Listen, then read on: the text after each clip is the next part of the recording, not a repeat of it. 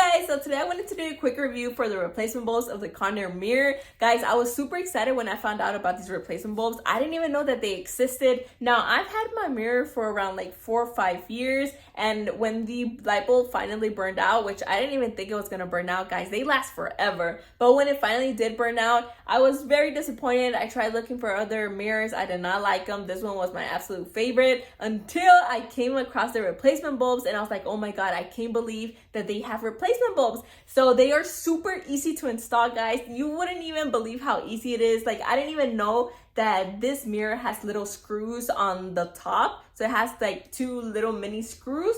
So all you have to do is unscrew them, take off the top, and you'll see like the bulb like straight away. You'll just replace it, and then you have a brand new lamp. Honestly, that's how I felt. You have a brand new lamp because it's just as strong as the original bulb, guys. I'm gonna go ahead and turn it on so you can kind of see the light.